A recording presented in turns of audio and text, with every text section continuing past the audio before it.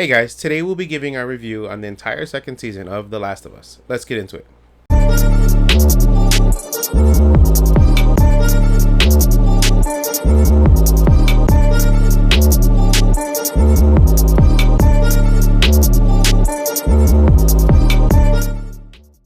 What is up, everybody? Your favorite nerds are back, and this is Till the End of the Line podcast. I am Juan G. Kikati. That's right, and today, as you said, we're going to be talking about the entire second season of The Last of Us. Now, usually we don't do it this way. We like to break it down episode by episode to really dive into these and, give you guys as much of our opinion on each episode as we can. But unfortunately, we weren't able to keep up with this project like we wanted to. So we're just going to give you guys an entire season review on it. We're going to talk about each episode, but we're just not going to be diving too hard into each episode. We're going to try to cover some of the key points or some of the things that we really liked about it. But before we do that, we're going to dive into some nerd news.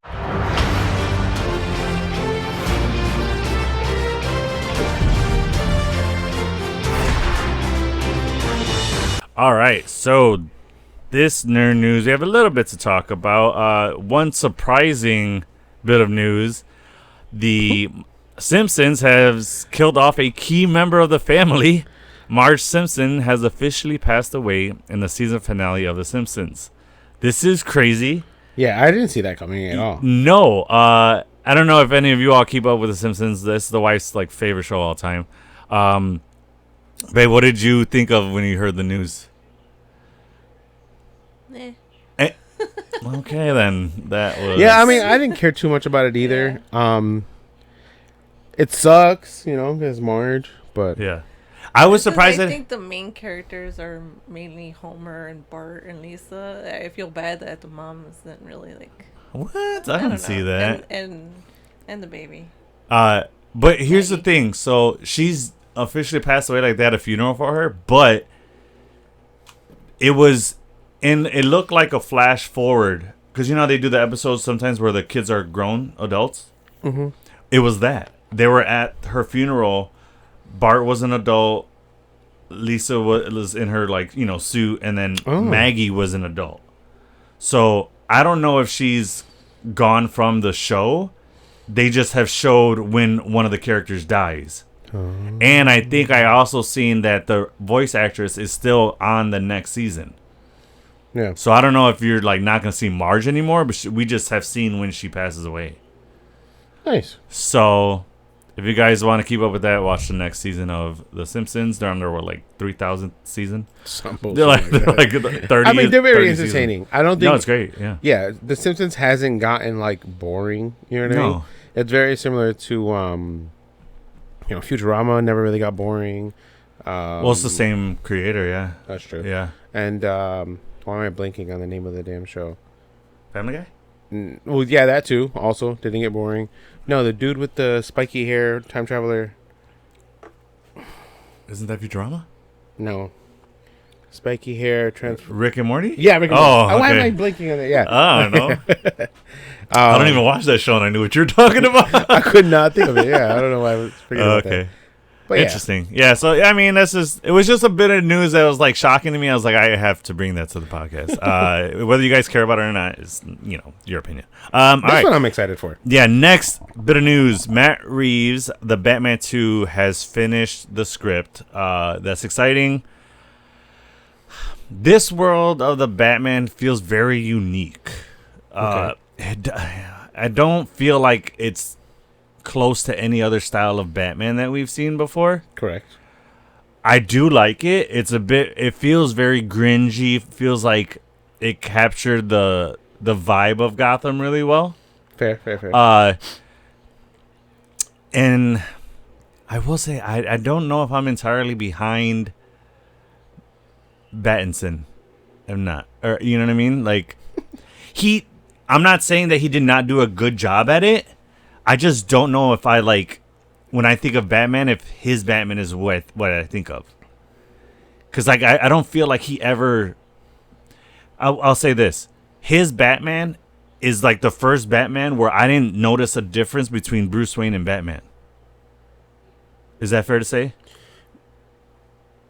Yeah, because this was a Batman movie. Yeah. Oh, what I get what you're saying. They didn't really have much Bruce Wayne in it. That's a fair point. And whenever he was Bruce Wayne, it was with Alfred, really.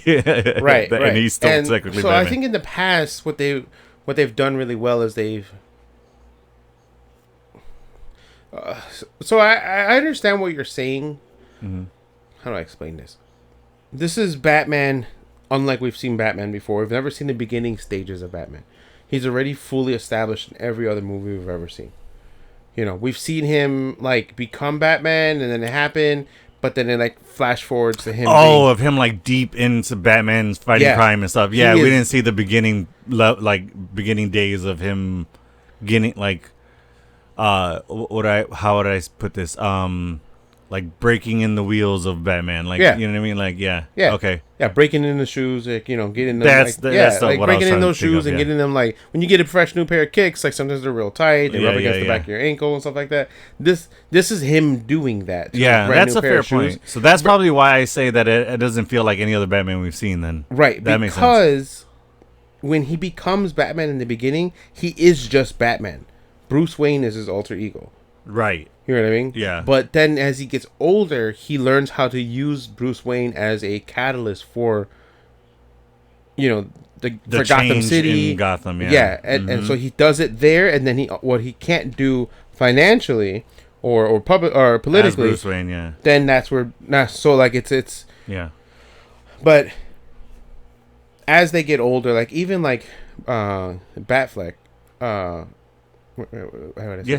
right? Batfleck, he was very much a very well-rounded Batman, but he's look how older he was. He was already well-rounded. Yeah, I always said he did a great job playing an older Bruce Wayne, and I think he nailed Bruce Wayne more than Batman. When I saw him as Batman, and I didn't really get Batman from him. I got more Bruce Wayne from him for sure, 100%. But yeah, so we're excited for that. Well, that isn't Elseworlds. It's not the DCU, but we're still excited for that one. Next bit of news: a new Transformers movie is officially in the works with Michael Bay returning to direct. I'm gonna say I'm too excited for this, but I'm just like, all right, cool. You know what I mean? Because like Transformers is starting to edge towards the new Fast and Furious. We're just getting a shit ton of that. And I know it's very hypocritical of us to say that as MCU fans, where we're like, we want more, but that's different because comics is a universe with vast amount of characters in it. Whereas Transformers is, oh shit, the Autobots are fighting the Decepticons again. So if you watch them the correct way, like watch what the correct way, Transformers? Yeah, and okay. I'm not saying that they don't have good story each time. They do, but at the end of the day, it's I feel like Michael Ninja Turtles fighting Shredder. It's the same shit again. You think so? I just think that's unfortunately all that we've been shown on the silver screen. You know what I mean? Versus like all the cartoons are different. Like it's Shredder, and there's just like different. There are different villains that they face, but people don't know them because they didn't watch all seasons, read all the comics. So like there's Unicron, and that's what Michael Bay's supposed to be working on, is a script with whoever the writers are to put Unicron back together, to tie all these movies back in together. So the goal is to have Megan Fox, Shia LaBeouf, and and Mark Wahlberg all come back. So it's a connecting piece or connecting movie to the way Jurassic World did that with all the other Jurassic and Park, I think they did that successfully. Yeah, I enjoyed it. Yeah, that was a really good one. I mean, well, Unicron was in Rise of the Beast, so I mean, they technically have done Unicron, but you're saying as in a way to tie in all the other ones. That's a good point. All right, I think I know Michael Bay was taken off and he stopped doing it for a while, but he had pitched a while back that he wanted to come back at the very least produce. At the very least produce. I thought he was a producer still on the other films. Was that wrong? No? Okay. All right. Well, either way, I mean, will we still watch it? You're damn right. Yeah. Next bit of news: Obi-Wan Kenobi season 2 is also in the works. Hell to the yes. Bring me more Obi-Wan all day. I would love for them to do that part from Rebels where he's older and he faces Maul. I would love to see that battle. Yes, please. That has to happen. That has to if happen. If it's not in this season, in another season, or part of some other, like, I need to see old Ian McKellen, or not Ian McKellen, Ian McGregor, and who the fuck is Ian McKellen? Magneto. Yeah, Magneto. Okay. And you do that a lot, you know that? I don't know why. There are only two Ians I know. No, one's Ian, one's Ewan. I don't know why you do that. Oh, never mind then. But yeah, but yeah, I would love to see that. No, and here's the thing though, with that doesn't have to be the entire season 2, and it doesn't have to like be the climax of like the finale. Just throw it in as an episode or 2-episode arc of like in the middle of something, he comes across Darth Maul, like what they did in Rebels. In Rebels, that wasn't the entire season; it was literally like 1 episode or 2 episodes. Yeah. You know what I mean? So like, I think it should start with that. Yes, something like that. Something like that. With a start because usually Star Wars starts off really slow, yeah, and then it builds. Because if I'm not mistaken, that part of Obi-Wan's story, that was a turning point for him, was it not? So yeah, I would like that. He just faced Vader. Darth Maul is another dark side character that changed Obi-Wan's life. Yeah. So that has a specific. It's not a General Grievous. It's not just another guy he faced. That guy killed his master. So like, and essentially put him on this path to and sliced. He sliced him in half for killing his master. Right. So then they have vengeance for each other. Correct. And but what I mean was like he set Obi-Wan's life on a track that wasn't meant for Obi-Wan to go on. Like he wind up inheriting, for lack of a better word, an Padawan, because Qui-Gon's dying wish was for him to do that. He was never supposed to have Anakin as a Padawan. He was a Padawan himself when that happened. Like he wasn't a Jedi Knight yet. He right? He was still a Padawan to Qui-Gon. A knight just, so like he skipped Jedi Knight and went to Master for Anakin. So I don't know. I think that's another story that they should tell in season 2. Hopefully that happens. What's his name? Filoni, we are available. You know, hit us up. We'll work out with Feige to give us some off time to go work with you. Next bit of news. So back to the DCU. A Korean Huntress show is in the works for James Gunn's DCU. I'm not really too understanding of this. Because in my knowledge, Huntress isn't a Korean character, correct? I thought she was. I don't know much about the Huntress to begin with, and now she's Korean. A white woman. Okay. Yeah. I don't know. Maybe that's a side thing that they're trying to do, or I don't know. If anybody has any info on a Korean Huntress, please comment below. Let us know, or send us a link to anything you guys find. Last bit of news. In a shocking bit of news, speaking of The Last of Us Season 2, Neil Druckmann has officially stepped down as showrunner from The Last of Us series after all the hate for Season 2. This was shocking to me. I don't understand the hate. Like, from my understanding, a lot of people didn't like some of the direction that they went with, and also I think the ending is what a lot of people are pissed about. Okay. We're gonna talk about that a lot more later on, but yeah, him stepping down, and he said. So I read his little like farewell message, or his like resignation letter, if you will. He says that he doesn't say anything about the hate. He just says that, it was a hard decision that he had to come to terms with, and that he decided to step away from the show, and that he's gonna focus on more of the Naughty Dog project that they're doing. Naughty Dog is the gaming company. Okay. They're coming out with Dog. What the hell is that? that? They're coming out with a new game. So he says that he wants to put more of his focus on that. Okay. But I guess speculation is that because of the hate is why he's doing it. But one of the co-creator and the writer is still involved in the show and still going to be part of season 3. I mean, I'm not. We'll be fine. It'll be all right? I think so. The main writer is still involved in this show. Yeah.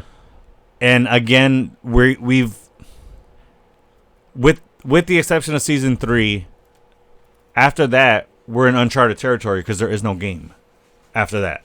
Now they're in the story of what they, I guess, would have wanted Last of Us 3 to be, we could say. Okay. Or they're just going to build off of this world that they've created into season 3, because they got already greenlit for season 3. Mm-hmm. I would imagine this show has caught fire, so I'd imagine it's going to go on for, a few more seasons at the very least. But yeah, I mean, it's upsetting news. It's a bummer, but hopefully we still get banger episodes and a good season.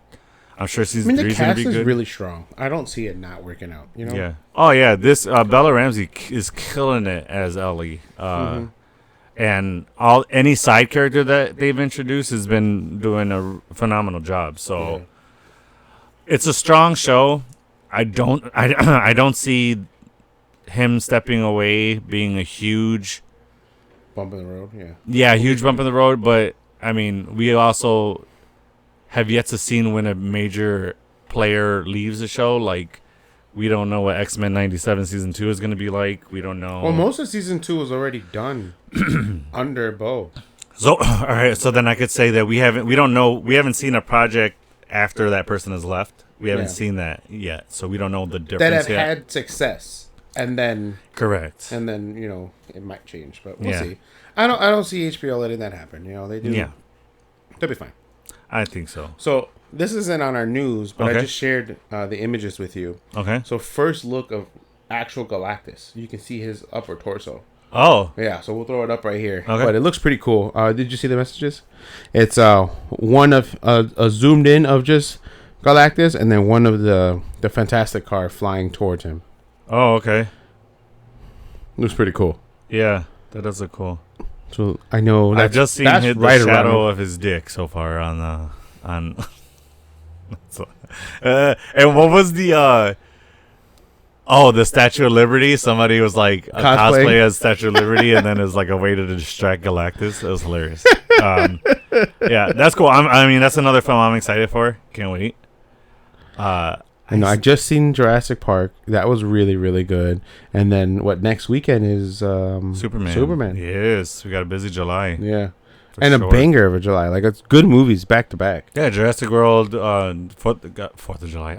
Jurassic World, Fantastic Four, and Superman all coming out in the same month. Yeah. It's this is a good blockbuster summer for sure. Absolutely. But yeah, so that's going to do it for Nerd News. But as always, guys, make sure to like, subscribe, and then click that notification bell to keep up with the latest in Nerd News. And guys, please do that. Share. Help us grow. Yeah, I'm going to keep the glasses on so I can read. I'm just kidding. Yikes. With that, but what he's talking about is we're bringing back an old segment, and that is Two Truths and a Lie. We're just going to do it for funsies now. Seeing we're in July. July, Oh, God. July.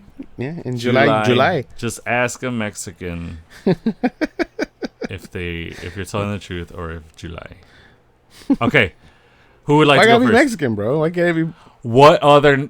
No, Puerto Ricans actually do that also. Happy New Year. Hispanic. I used to hear that Ask shit. any Hispanic. All the time. New Year. Happy New Year. Happy New Year. Happy New Year. I'm like... That's hilarious. Oh, all right, shit. Who would like to go first? Would you like to I will go first. Okay. I will definitely go first. All right. All right, put this down. So this is about Spider-Man. Okay. All right. Every single one? Every single one. All right. We're gonna have some fun. We're gonna give you a cool little fact. That is the truth. This is just a fun fact. So this isn't part of the 3? No. Okay. No. So I didn't know this. That's why I wanted to share that. He shoots web out of his dick too. Anyways. Why am I just got dick on the brain today? All right, go ahead. I don't know. So that's weird. I apologize. Escalated quickly. I apologize. He is immune to vampires. Really? Random. Why in my would that search be of a these thing? Two Truths and Lies, like, what the fuck? He's immune to that is a cool... Yeah, he can be bit by a vampire and he will not turn. That is a cool aspect of his powers. Yeah, I don't know why. Didn't give an explanation. It just says that he is immune to vampires. So I was like, imagine the writers just... He's immune to vampires. Yeah. Next. Next page. That's cool. That's pretty cool. Are vampires... Don't answer that question. Go ahead. Almost forgot about Morbius, but go ahead. Oh. And that's that's a Spider-Man villain, isn't he? He's forgettable as a movie, but don't tell Addie. Moving that, on, I know. Moving on. Yeah, Addie is giving us a thumbs down right now. Good. All right. So tell me the lie first. All right. So here's what we're gonna do.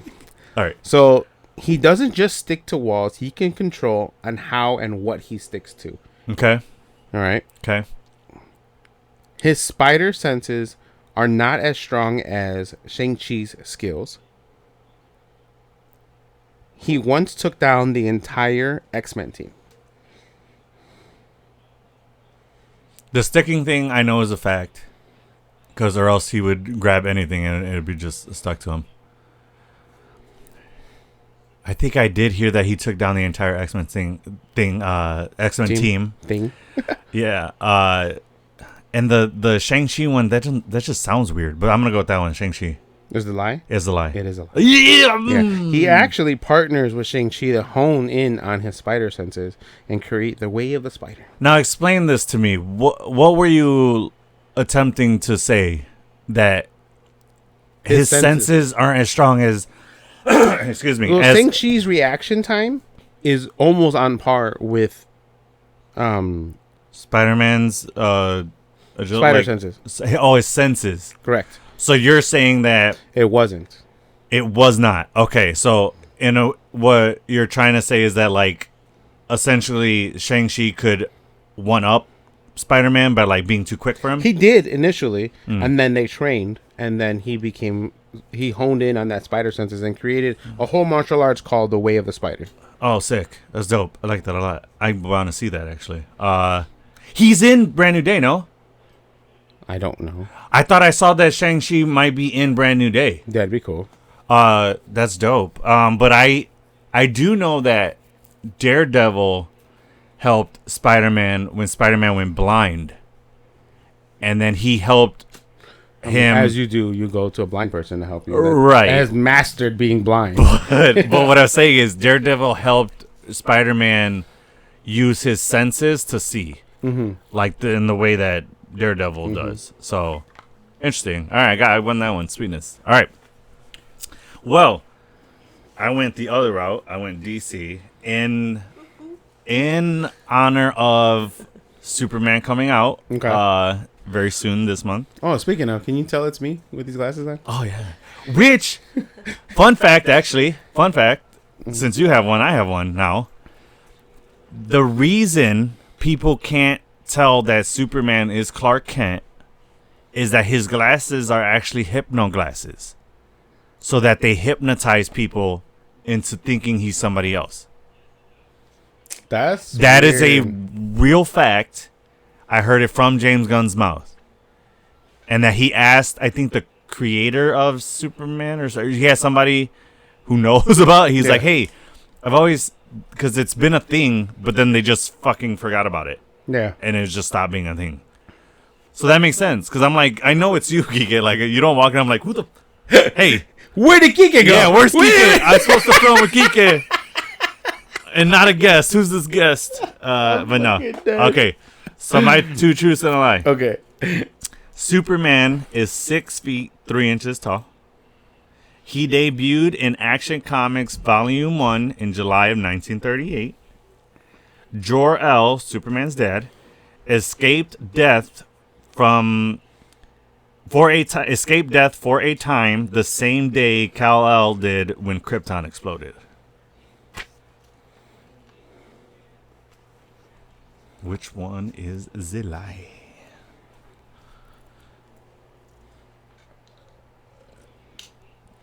Do you need those read back again?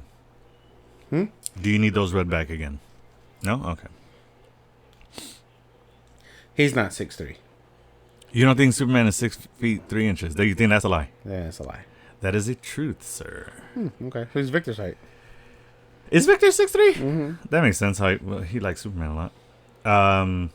Yeah. And then his dad actually did escape for a time. Yeah. The same day Kal-El did. He went to like a different planet or something like that, and then he died. He died somewhere else. But he was alive for a time. He debuted in Action Comics in June of 1938, not July. I win. There's no way I would have known that June, July. Yeah, that's why I did that one. Wow. You're not that nerd. Actually, he debuted. Bro. Yeah. Anyway. So I win. Ding, ding, Where's the shot? Oh, you want a shot? How'd you drink a beer? No, it's too much. I don't feel like getting all that. I'll take a beer. You want to? It's 12 o'clock. Or it's 11:30. It's 12. It's 5 o'clock somewhere. Oh god. It's a holiday.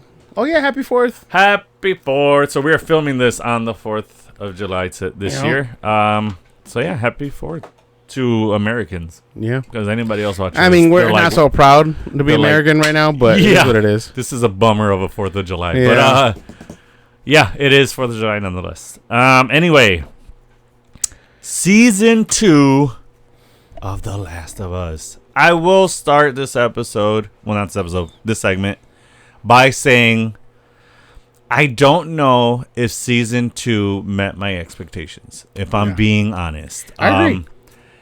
Season 1 was a banger of a season. It For was me in particular, so well because done. I had never seen any. You of had this no shit. knowledge. Me, from the game, this season 1 met my expectations. It grew off of the game. So I was very happy about that, and it gave me shot for shot. I don't feel like season 2 did that. Okay. Am I saying season 2 is bad? Absolutely not. No. But it just didn't. I think the biggest me thing what was I it thought. was too short. I wanted it. I wanted the full. What was it? 9 episodes from season 1. Yes, right? I think 10 actually. Wasn't it 10? I feel like it was 9, but I could be. You wrong. might be right. I might be wrong on that. I don't know. Producer's probably gonna look that up for us.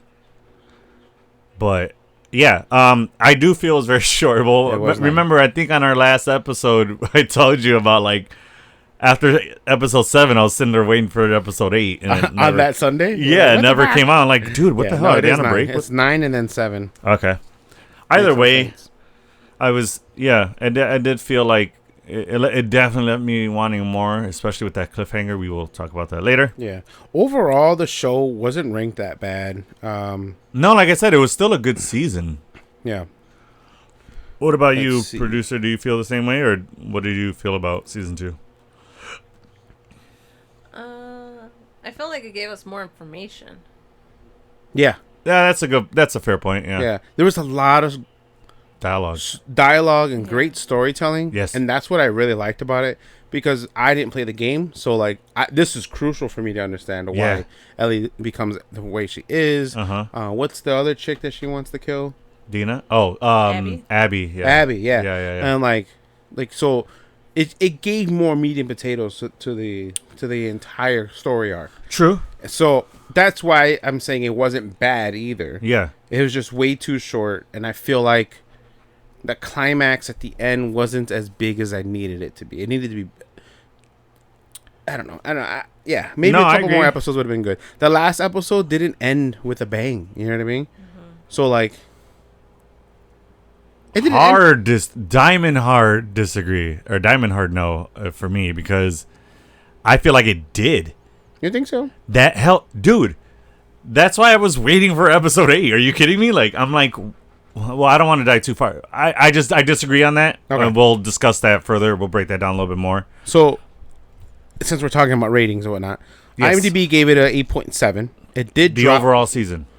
for both seasons together. Okay. It doesn't individually The rank. show. The show The you're show saying. itself. Okay. It did drop 12 points in popularity. So it was in the 90s initially for the first season. So it did drop. Mm-hmm. And now Rotten Tomatoes gave it sorry. 94. Oh. For us, and then them was 62. So it really wasn't that well received. Wait, what do you mean us and them? 94 gave it Rotten Tomatoes gave it 94, and the audience score was 60 something. Is what you're saying? No, Rotten Tomatoes gave it. Wait. Oh yeah. The audience gave it a 62. You're correct. Yeah. Okay. For the season 2 itself, it was a 92 by the audience. Oh, interesting. Yeah. So it wasn't bad. Yeah. So most of the audience liked it. Okay. But yeah, I don't know. I think it needed to be longer. I like how they have the first season was structured with like the first 3 episodes were like some building, and then 3 and 4 were hit hard, and 5 was a strong episode. Oh, I'm sorry, 4 and 5 were a strong episode, and 6 hit hard. Like usually 5 and 6 hit really well, and then after that it built more into that. Yeah. And then there's usually one filler episode, and then it turned into it built up to the climax, and it just didn't have that like roller coaster that I'm used to. Yeah. And that format worked really well for season 1. That's just my opinion. Yeah. I don't know if I could even give it like a stone rating just yet. You know, I really don't. Okay. Well, I mean, we'll get to that at the end of the episode. But so, being a fan of the games and having played the game, again, I still haven't played it the second one to completion. But I was really looking forward to how they were going to do this season, because season 1 you play as both Joel and Ellie. Mm-hmm. And I got how they that can easily be done, and they did it in season 1 that way. Mm-hmm. But I was interested to see how they do it season 2, because season 2 in the game, in the second game, you play as both Abby and Ellie. Yeah. So you're playing 2 completely different stories, whereas Ellie and Joel are kind of the same story because they're together for most of it. You just play missions where they're not necessarily together. So I was interested to see that, and then I didn't get that because it looked like they were just focusing on Ellie's story, and then season 3 is going to be Abby's story. You think that's the case? It is the case, because that's how episode 7 ends. To jump forward a tiny bit, that's how episode 7 ends. So then that makes more sense to me now. It didn't at first. Mm-hmm. So that changes things. Yeah. But do you know for sure that's the way they're going? Or yeah, absolutely, because it ends. All right, so just really quick, we don't like to bounce around, but just really quick. I say that just give the synopsis for all of them. Just bullet point them. All right, and then we'll really talk quick, about it as a whole. Just because the reason I'm saying that is because episode 4 is titled Day 1. So that's day 1 of Ellie's story. Episode 7 ends with day 1 of Abby's story.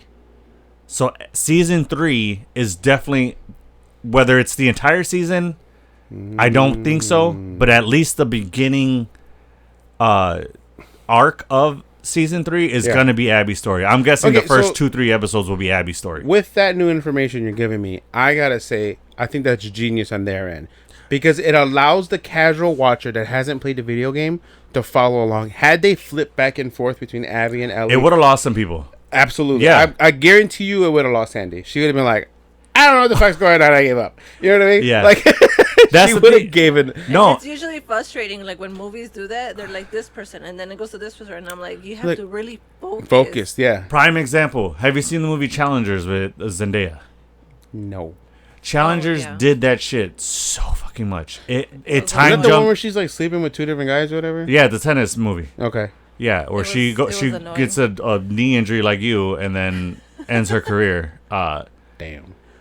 The only thing is, she had a promising tennis career. You do not have a promising basketball career ahead of you. So, and you definitely don't now. That was unnecessary. What the fuck? That was a jab at the heart. What the fuck, bro?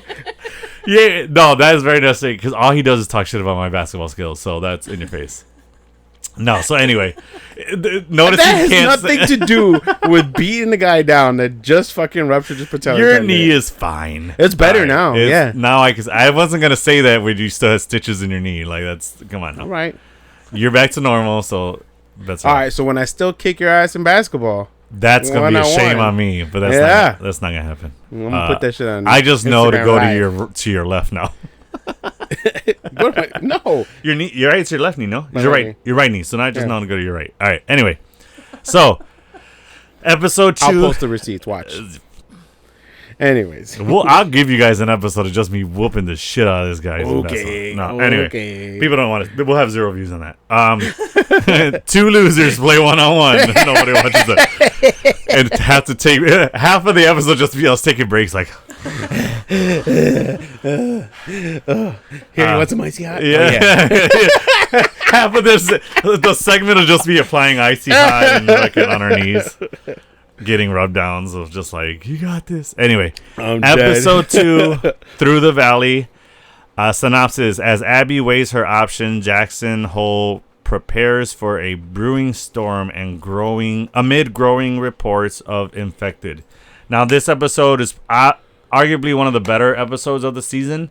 So much, in fact, that the guy playing Tommy was like, when he read the script, he's like, I don't know how we're gonna do this, but if we can get it right, it's gonna be a great episode. And sure enough, they did. Yeah, that's the highest ranked episode of the season. Yeah, so there's 9.2 on IMDb. Yeah, what they did with it was phenomenal. Yes. So,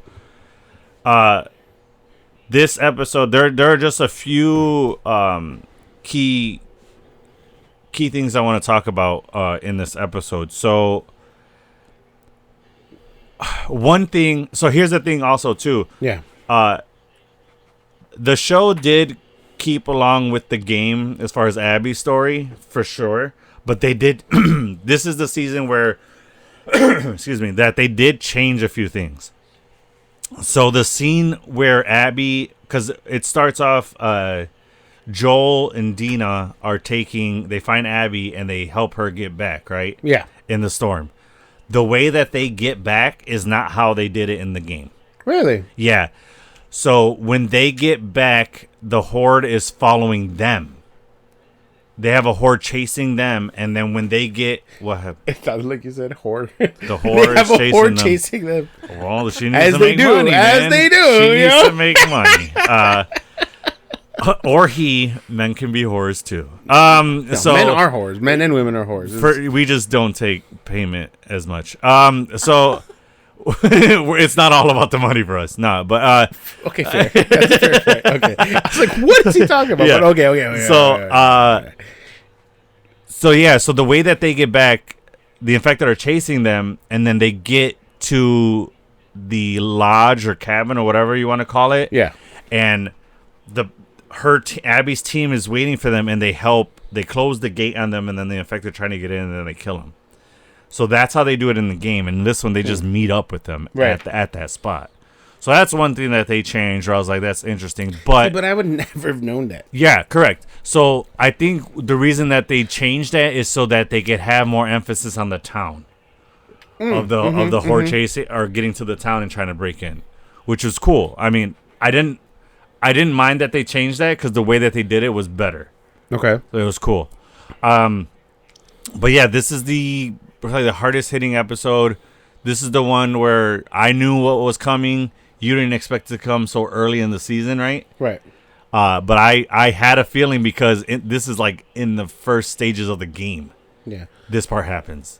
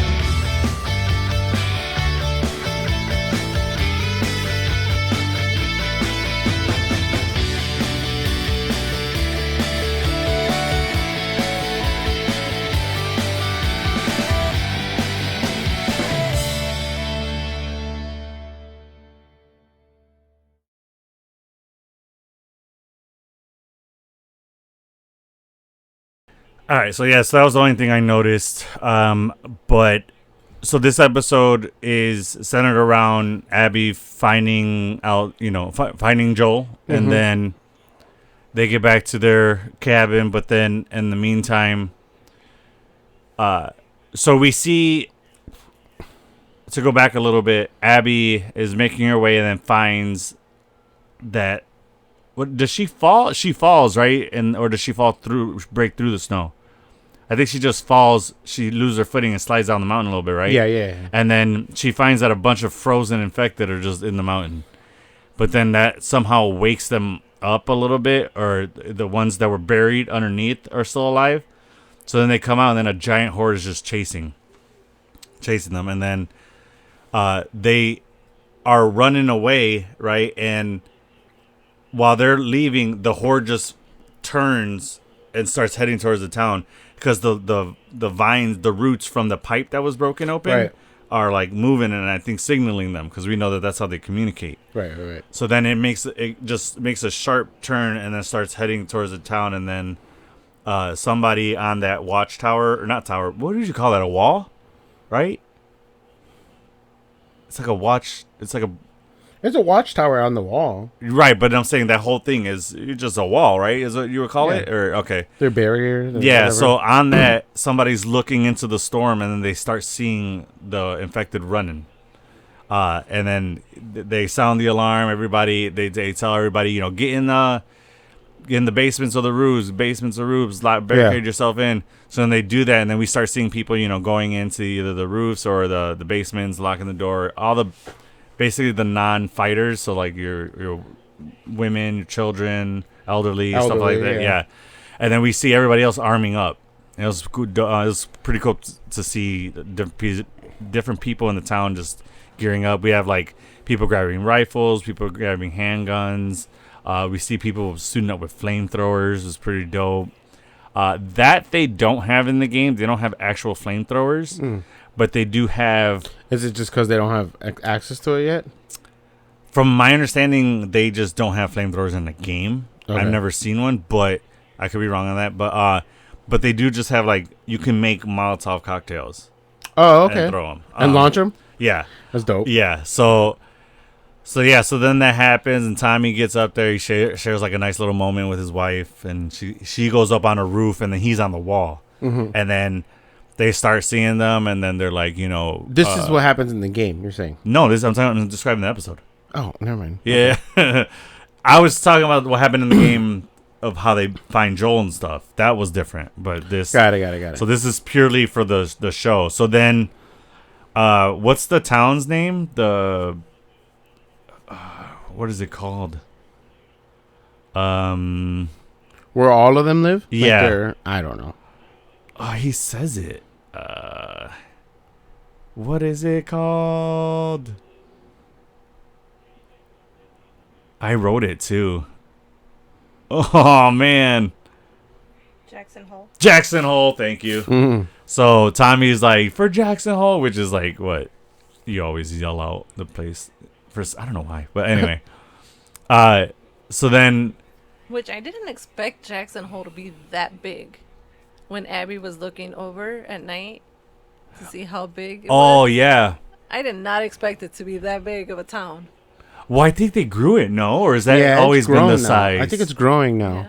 They're taking in, more refugees and stuff like that. And we did see construction a lot, so I would imagine that they built new spots for them to be able to handle the Yeah, because, like, if they're going to have, some people are going to have kids. No matter, even if you didn't take in more refugees, the population is going to grow through just, procreation. So like, it's going to happen. Yeah. And, they need... You can only live in your own little house for so long. You know what I mean? Especially in an apocalyptic event. Like, you need that stimulation to be able to go over here. The human mind needs change. Yeah. Right. And otherwise, they go mad. Yeah. And then they become like a not so civilized civilization. Yeah, they become cannibalistic or very aggressive. Oof, no. Oh, but yeah. So then the horde gets to the town and then just slams into the wall. So much to where, like, they had trucks on the inside, and then they put not bulldozers, but like those John Deere tractors behind the trucks, and they chalk them. So like the infected hit that wall so hard, those vehicles went like, and I was like, damn. How did they go?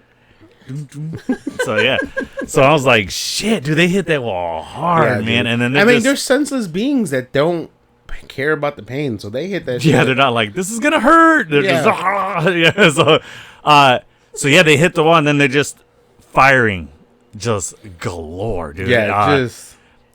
We get a shot at one point of the ground, the floor of the wall, where it's tarred.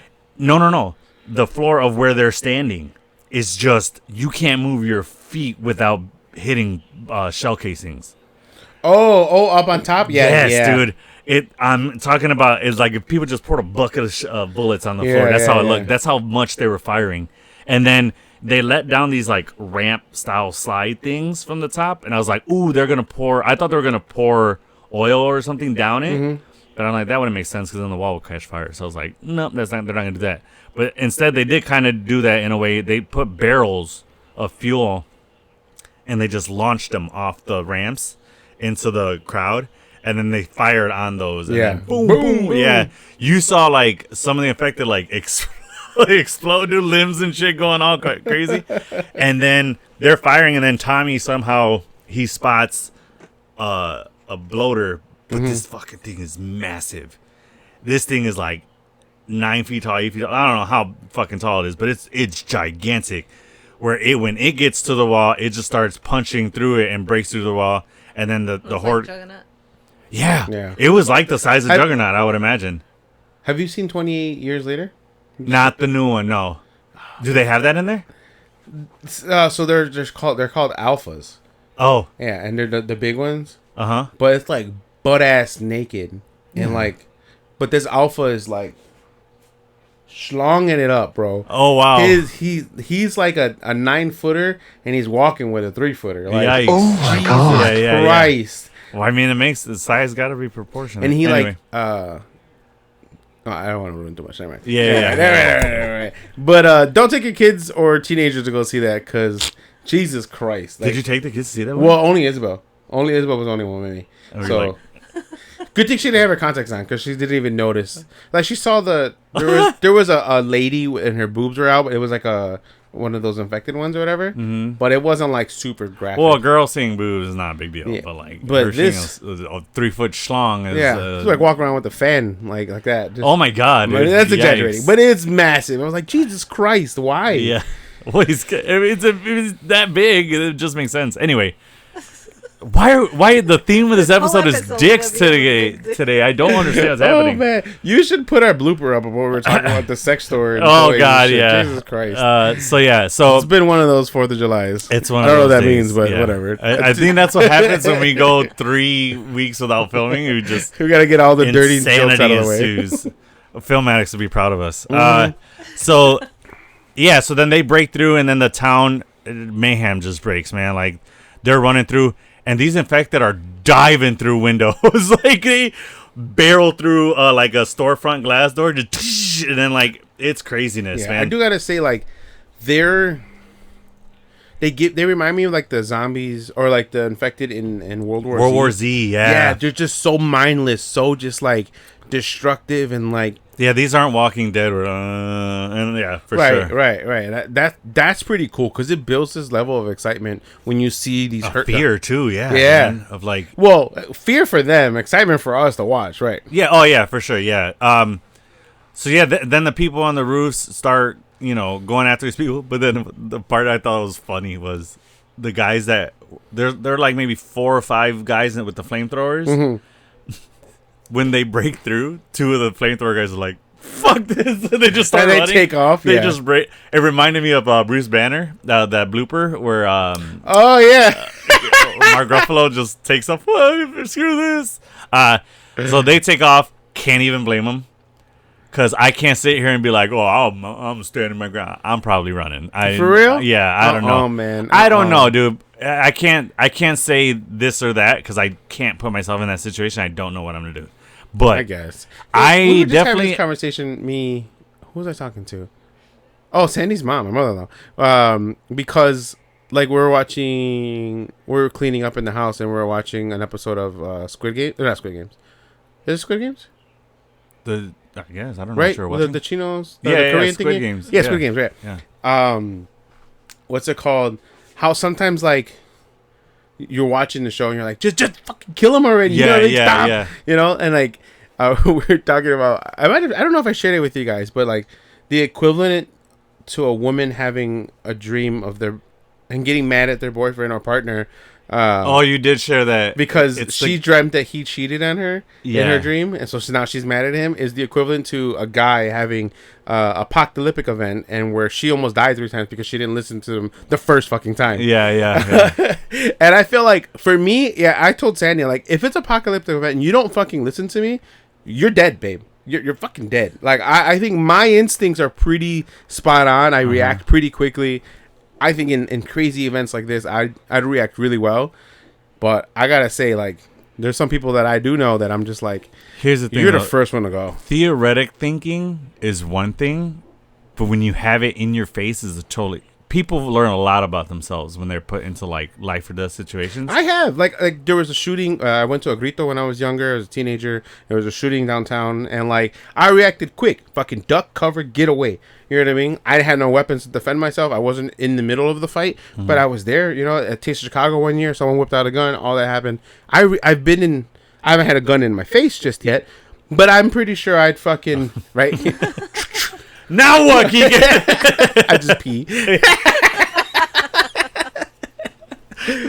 But I think my reaction time is pretty good. Even like when I'm driving a car, you see crazy shit. Like I'm looking ahead and like I'm like, babe, stop. And she's Yeah, like, but "Why?" these... Okay, so what you're describing is real world events. I'm talking about a 9-foot bloater with a 3-foot schlong coming at you. You don't know what you're doing. But if I have a They'd be massive like, I'm fucking his bitch now. Yeah. What the You're just like... just started massaging. Hold on. Okay. why is that the first thing you think of? Because she's like, oh, I'm his bitch now. So that's okay, where I went with okay, that. fair. So yeah.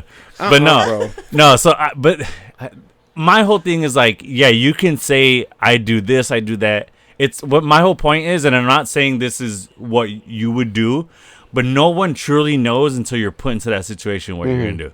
So, what I hope we are not put in this fucking fair point, zombie fucking apocalypse bullshit. But fair enough, yeah. So then people are shooting at these people, and then ultimately, you know, people are getting attacked, and then Tommy sees that the bloater, because the Maria is shooting at it, and so then it sees her, and then it starts to go for her, and then he sees this happening, and he yells at him, shoots it, and then he gets it to follow him, and then he winds up going down a dead end. yeah. And this part was cool because it's similar to the game where those bloaters, they're not easy to take down, bro. Like, you see how he had to empty that flamethrower?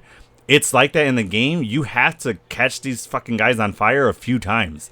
It's not just a Molotov cocktail, oh, they're down. Yeah. You got to do that, shoot them a few times, throw another one, shoot them. Like, they're hard to take down. So that was a cool scene that they did.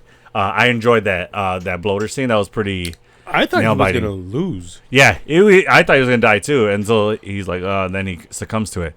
But so that was good, and then one of my favorite parts was when Maria makes her way down to the street level, and she makes her way to like the quote unquote stables or kennel, where she unleashes all the dogs, and the dogs come in and start going at it. That was dope as hell. That was pretty cool. That was cool. Similar to like, I mean, not similar. So different from like Resident Evil. The dogs can get infected. It's my understanding that no, because so the cordyceps, they are infecting humans. So I think they're looking for other hosts like that. I don't think these cordyceps can like, survive the in a deers, different we see species. Horses. They're eaten. They're not infected. Like that bear was eaten. It wasn't, or it was killed. It wasn't infected. That's true. So I don't think that these cordyceps can survive other than humans in a human body because so something about our genetic makeup is not... I think it's our brain, the way, because our brains aren't like other species. That's our brains fair. are more complex and more... Damn. So in theory, it can take over like a fucking silverback and fuck us all up. Possibly. I don't know. I don't know if that it can translate that way. I don't know. Because we're more involved than them. Right, that's what I'm saying. Like they have very similarities to it. Yeah. A lot of similarities to us, but I don't know if they're like on a core level like that. It can work. But anyway, so I only brought up the silverback because of the 100 men versus one silverback gorilla. oh, okay. Yeah. Bless you. Now we all fucked up. Yeah, God bless you. Yeah. So, but I don't know. That's a good question. So, the town survives that, and then we go to back to Abby and stuff and that team, and we're only breaking down this episode because this had a lot that happened in it too that shaped this season. So, Abby gets them back, and they get in there, and Joel sees what's happening to the town, and he's like, grab your gear, we got to get going. And then Abby starts to introduce them. She's like, at first, she's like, take care of them, warm them up. And then she's like, this is Dina, blah, blah, blah. She introduces her people, and she goes, and this is Joel. And then everybody's faces changes. They get serious, they look. And then they attack and subdue, like, Dina, and they attack Joel and stuff like that. And then he's like, what the hell? And he's like, take what you guys want, blah, blah, blah. And then she breaks down how, they've been after him and they're looking for him, and she gives him questions, and she asks him about what happened, and this is about what happened at the season finale of season 1. Mm-hmm. And then turns out Abby winds up revealing to Joel that the doctor that was going to perform the surgery on Ellie was Abby's father, and that's why she's been hunting him down. And that they true from the game too, right? I don't know that, but I would imagine so. Okay. I just remember from the game that they killed somebody that meant something to that group. Okay. That Joel did. Joel killed somebody. And another interesting fact, in that scene where Joel dies, it's Joel and Tommy, not Joel and Ellie. Ellie finds out what happens. Oh. Yeah, so that's another change up that they did. So this is what I'm saying. They changed a few things from this season. Maybe that's what fans didn't like. Ellie being there, though. No, Ellie being there was key. Well, technically, it's actually Joel and Dina, not Joel and Tommy. Abby gets there and sees that, and that's what happens in the game. Abby shows up, and then she sees Joel die. So that's Ellie shows up? Yeah, what did I say? Abby. Oh, yeah, you just say Abby. Did I? I know what you sorry. meant, though. Sorry, yeah. Ellie shows up and sees... Because I meant to say she shows up and sees Abby kill Joel. That's why I said Abby. But yeah, so that happens. She sees Joel die. So that's still true, but it's just that it's Tommy instead of Dina there. Got it. Yeah. So... But it makes sense for the Dina and Ellie relationship that they build. You know what I mean? Yeah, they have that trauma to bond with. Yeah. Right, and then it also... I get the change up because Tommy is at the town in this new story arc, in this new thing. So either way, it was still good. So Abby, reveals that that's what happened, and she asks him questions, and for some reason comments on how good he looks, which I feel like it was just because Pedro Pascal's there. Fair. Because all this I'm just zaddy waiting talking. for Tommy to fucking turn on the Ghost Rider fucking thing and kill everybody. No, I was kidding. He was in Agents of S.H.I.E.L.D. That's right. That's where I know him from. That's interesting. That's funny. I know, right? Just flame on. Fucking. Oh no, that's Flame on. He doesn't yell out flame on. That's Johnny Storm. Speaking of flame on, did you see the Fantastic Four symbol in our sky? No, excuse me. Yeah, it's all over. So here in Chicago downtown, a plane drew a big circle first, and then came in and drew the 4 on yesterday. Sick. For the 4th today. That's dope. Yeah, I was like, who the fuck did that? Like Johnny Storm, I would imagine. Anyway. So then she breaks down and tells him, what she asks him questions about what happened, and then he actually tells the truth, and they sedate Dina, so she's passed out for all this. And then she, as every villain does, starts fucking monologuing and telling this guy. My favorite part of this episode was, I gotta find the exact line because I don't want to mess this up, but she's going off and telling this. Well, she actually hurts him, right? Does somebody shoot him? Yeah, she shoots him in the leg, doesn't she? In the knee, yeah. In the knee. So he's down dealing with that, and then I felt. Yeah. So then because that was like fresh off the injury. Yeah, I was injured as fuck at that point. They turn a kid. Oh, fuck. You're like, Bro, why is everything with me? So they tourniquet his leg, and then he's on the ground, and then she's saying because the team like wants them to just kill him, but then she's like, no, it has to be slow and blah blah blah. So then here he goes. So then sorry, it was just so funny. So then she's yeah. So then she after monologuing a bit, and then she gets to the golf clubs and grabs a 9-iron and then starts to monologue again, and then Joel interrupts her and just says, "Oh, just shut the fuck up and do it already." Fucking hilarious. I love it. I am so happy that He's they did such this. a badass, dude. But no, I'm so happy that they did this because that's what I want the hero to say every time a villain is monologuing. Yeah, I feel you. Like, just shut the fuck up and do what you came to do already. Yeah. So that was my favorite part of the episode. I was fucking crying laughing when that happened. That was so good. Yeah, I laughed pretty hard. Yeah, so then she's like, you don't get to rush this and blah, blah, blah. So then she starts fucking going ham, like, forward, fucking starts going to town on this guy with this 9-iron. And then breaks away and then comes back to, she's just like punching the shit out of him over and over. And then that's when Ellie shows up and then tries to stop it.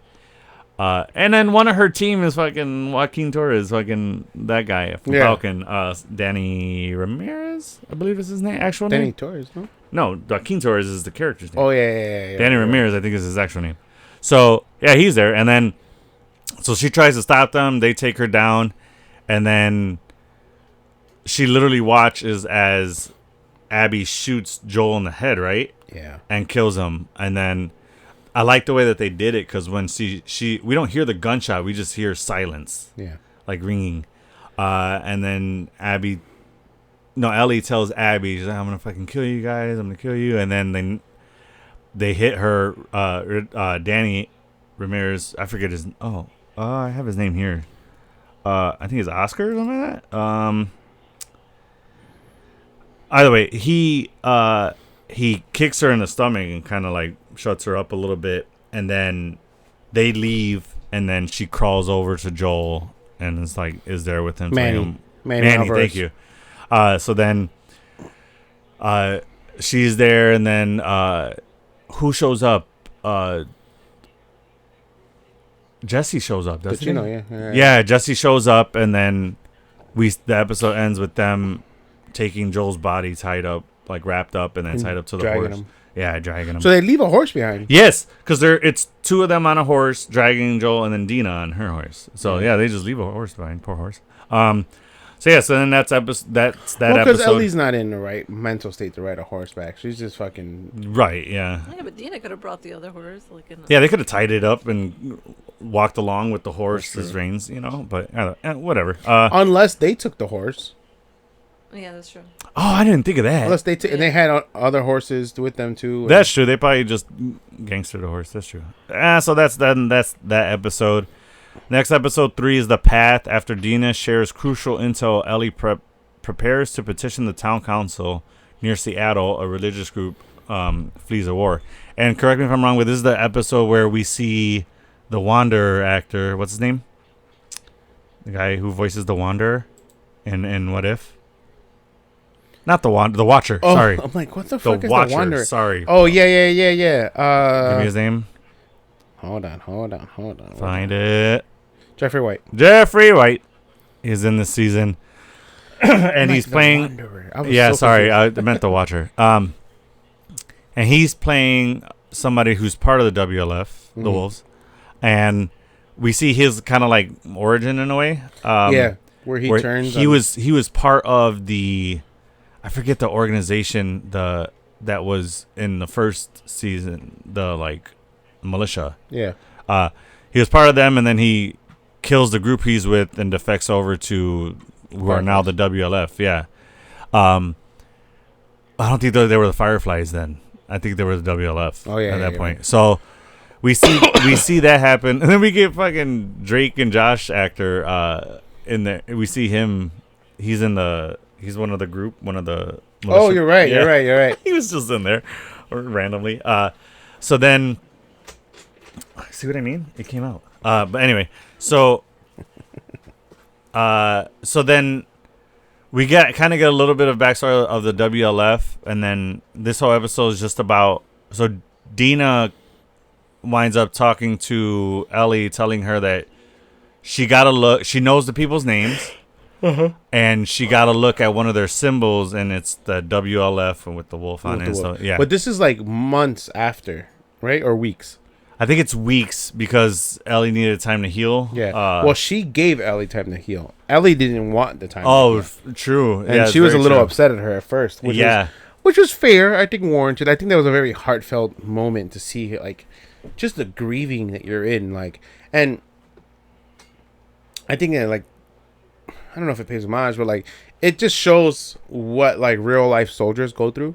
Because they're living in battle. Oh, like PTSD style stuff? Yeah. Yeah, it just shows like, and like, see, she wants to be this killer. She wants to go on raids and kill and you know, and all this shit. And she likes that. And she has a hunger for it. And now she really wants this.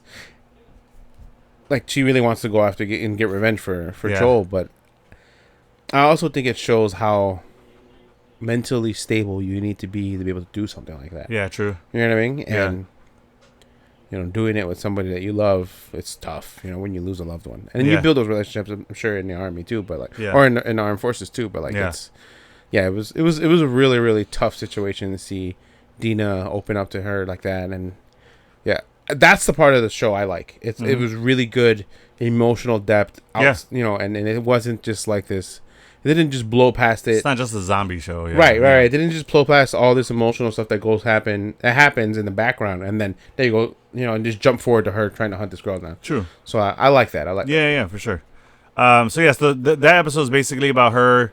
She tries to do it the right way. They have a town council about what to do in the aftermath of that, you know, infected storming in, and you know, that massacre on the town, and what happens to Joel, because everybody now knows that Joel's dead. Yeah. And then ultimately the council decides to not go after the team. And so we don't find this out till later, but there's the deciding vote. Oh no, let's not spoil that yet. Okay, let's get to that later, because that's a key part of that episode. So so then she's pissed at that, and she decides, well, she's just gonna go do it on her own. And then Dina's like shows up and like, you ain't going by yourself. And right. And then the old man comes and then gives her a better rifle. We forgot to talk about that. So during the council meeting, he called everyone pussies for not fucking. Yeah, people are siding or kind of on the side of caution, and like, we don't know these people, blah blah blah. We got to deal with this town, rebuilding town, blah blah blah. And the dude that gave her and Dina shit for kissing at the New Year's party turned around and sticks up for Ellie and is like, you know, no, you guys are wrong. You know, like, we got to go after these people, because then it shows weakness. Ultimately, you're just saying anybody can come in and do whatever then to us. So and that was a twist. I was like, I did not expect that from that guy. I think in this day and age, right now, it doesn't show weakness. It shows strength. It shows that you can, if something crazy like this happens, you go about it the right political way. You go through the chain of command. In that apocalyptic event, because it's so back to its normal, like, kill or be killed, like survival. Correct. Yeah. And so that's where I agree that he was right. Yeah. No, I think everybody's. You know what I mean? I don't want someone to jump on a comment and like talk shit because like what's going on in the United States right now. Like, I don't condone some of the, you know, I don't condone any of the mass murdering that's happening, because some of it is mass murdering, some of it is, you know, concentration camps. But like in this specific situation, I think he was right. I think he should. Oh yeah, in this world setting, absolutely, yeah. You can't just you got to show strength. You can't just let things happen to you, because then you're not gonna have a Jackson Hole anymore. Exactly. Yeah. So then that's the episode, and then like you said, at the end of the episode, they go to sneak out at night, and then this dude shows up, gives her a better gun, stuff like that. Yeah, they just like swap rifles. Or something, right? Yeah. And then he helps her leave town. So next, episode 4, day 1. In Seattle, Ellie and Dina find themselves amid a brutal battle between the zealous Seraphites and a ruthless militia. So Seraphites are these cult-like group that believe in a prophet of some sort. Prophet, deity, kind of some type of thing. messiah. Yes. Of some sort. And this group is very, very cult-like, and so much to where like they have a scarring on their cheek, very like and they don't believe in like any like machinery, so they have like hammers and knives and like arrows, right? Yes. Yeah, and that's true to the game. That's so in this one, they're in Ellie and Dina are day one of their adventure to go track down Abby, and they know kind of where to go, but they don't know where they are specifically. And then they start seeing Dead bodies. No, what's the evidence of like a war. Oh, okay. Between two factions. They come across the cult, and then Dina's throwing up when she sees bodies, which is like a little like. Yeah, I was like, oh, she's pregnant. I immediately knew she was pregnant. Yeah. I immediately knew because she's seen some shit killing. Yeah. And then Sandy's like, how do you know? I'm like, she has a queasy stomach, and all this shit happening with zombies and stuff like that. We haven't seen her like be weak stomach like that before. Yeah, like something's up. She's pregnant. Yeah. So then they're going through and they're seeing what's going on, and then they narrowly escape some harsh situations and stuff like that. And is this where they take shelter in the theater? Is it this episode or is it the next episode? No, it's the next episode. One, right? So this is the one where they go in that tunnel and they like fly, they run to the train and like. Oh yeah, this is one of WLF corner them into some area, and then they wind up going through the tunnel. Yeah. And then subway essentially. The subway, yeah, and then infected get through to that, and then they narrowly escape. And that scene was insane. It was cool. Yeah, because imagine being in a subway car. I mean, the CTA here is kind of like this, but because people on there are crazy. But yeah, so then that's what you mean. Yeah, okay. So then they narrowly escape and they get out of there. Yeah, and then they're just trying to find shelter. So in episode 5, Feel Her Love, while the WLF makes a dangerous discovery, Ellie faces a key decision. Later, an unlikely source shares a shocking truth. So this one is where they dive into more of Ellie and Dina's relationship. Mm-hmm. And you talking about episode 5? Yes. Yeah. And then this is where Dina tells Ellie that she's pregnant. Mm-hmm. And then they kind of go into this nice little sweet moment of like, oh, she's going to be a dad and stuff like that, and planning her life together. It's real sweet. It's real sweet. Real cute. And then this one had the episode where Ellie's playing the guitar, right? So this is a key part of the story because this is what a big fan favorite in the game. In the game, you play the guitar. Oh. Yeah, it's a part of the game where you can do that, and that's pretty cool they did that. So that was a very emotional part when she was singing it, and like it was real pretty. And Bella Ramsey actually played that and sung that. Oh, nice. Yeah. It wasn't like that was the actual thing she did. So that's what mainly this episode was about, was just building more story on their relationship. Mm-hmm. And I think isn't this the same episode where she tells Ellie how she feels about her? Yeah. Right? So that's really diving into that, and then that's where she's like, she didn't know that she felt that way, and that's where like why she says that, she's pregnant and that she sees this life for them too. So it's a nice moment for them to share and like to build their story on. Yeah. For sure. Episode 6 is The Price. This is the flashback episode that a lot of people were waiting for. Joel surprises Ellie for her birthday. Years later, Ellie prepares to confront Joel about her past. So this one we see, this is a time jump episode because each part is being told on Ellie's birthday. So we kind of bridge that year gap that we get from season 1 to now to season 2. And it kind of shows the arc of the Joel and Ellie story, and then we see where things went down. Yeah, with them too. This was sad to see. Yeah, man, it was really heartbreaking, but it helped us understand what happened between end of season 1 and start of season 2. Correct. So, we see the moment that breaks that trust between Ellie and Joel. Yeah.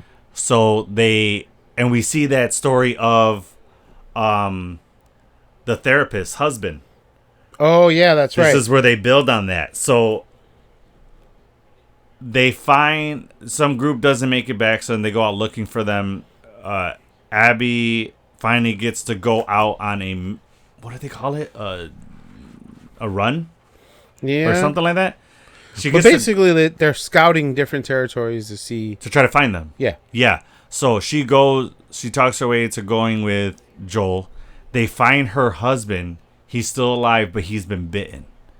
And then Joel is in the mindset where taking you back to town is too dangerous. He has to kill him. But then all the guy wants is to see his wife one last time. And then, wasn't it the actor who plays the captain in Bad Boys? Isn't it that actor? Right? I thought that was him. Accurate. I thought that was him. Either way, all he says is that he wants to see his wife one last time to say goodbye and blah, blah, blah. And Abby's like, let's just let him do that. We could take him back. What's his name? I don't remember the actor's name. Just look up the cast for episode 6. Well, it has obviously Pedro, Bella, Gabriel, Isabella, Young, Rutina, Robert, Tony, Joe, and Catherine. Was it Robert? Robert John Burke. Who? Robert John Burke. Is that you're saying the character's name or the actor's name? That's the actor's name. Oh no, I thought you were saying the character's name. No, I'm saying the actor's All name. right. Well, either way, so she tells Joe, like, let's just do that. Let's just take him to meet his wife. No, that's not him. No, so yeah, so to meet the wife and let them say their goodbyes, and then Joel says, "All right, go get word back to the wife, and I'll take him. I'll meet you." And then he says he promises. Yeah. And then It's Joe. Okay. So then, is it the actor from The Bad Boys? actor's name, yeah, Joe. Okay. Nice. So then, I don't know. okay. So then Joel takes him to like this waterfront. Lake, small lake. I don't know. And then, A nice ass view though. yeah, beautiful view. And then, Good way to die. yeah, and then it turns out Joel lied to Ellie, and he was taking this guy to kill him.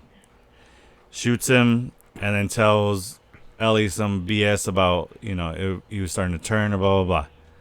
And then she's like, "Oh, I thought he had more time, blah blah blah." So then they get back to the wife, and he tells this wife this made up thing about He said something that triggered in her head. That's why he knew he was lying, because he said it when he killed everybody at the hospital. He said something to her, or trust me, or something like that. Oh yeah, there was a key phrase. You're right. Yeah, there was a key phrase that he said. Pantaleano. Joe Pantaleano. And then Yeah, he Joe. said it again when he went to go kill him. Yeah. And then that's when she was like, "No, he's lying." Well, yeah, and then, so Joel is telling the therapist, his wife, the guy that he kills' wife, what happened, and he's making something up, and he said he loved you, blah blah, and then Ellie just flips the script and is like, "That's not what happened." And like Joel killed him, blah blah blah, and then that's where we see the deterioration between them two, and now we know why they aren't speaking to each other, and she's angry at him, blah blah. So that was a nice flashback episode. Do you remember the scene where they're at the museum and he's taking her for her birthday and he takes her into that spaceship? Oh, it was such a beautiful moment. That is shot for shot in the game. Really? Yeah, that part, you actually do that with him, and you get into that same spaceship and it looks exactly the same, and the creators were like, we have to have this exactly as it is in the game in the show. And I remember when the creators first made that scene in the game, they showed it to the showrunner. He's like, we have to put this in the show when we make a show. Does she look at every helmet and everything? Yes, the exact same way. Even that. And it's crazy because she's never seen any of that. No. Ever. So the same way, because she was born in this apocalypse. Yeah. So the same way that she's in the ship and it goes up and she feels it rattling and then it turns into space. It plays the same way in the game. That's so cute. Yeah, it was really cool. It was really well done. I thoroughly enjoyed that part of the scene, or that part of the episode. It was it was really nice, really really well done. So then that's episode 6, and that gives us.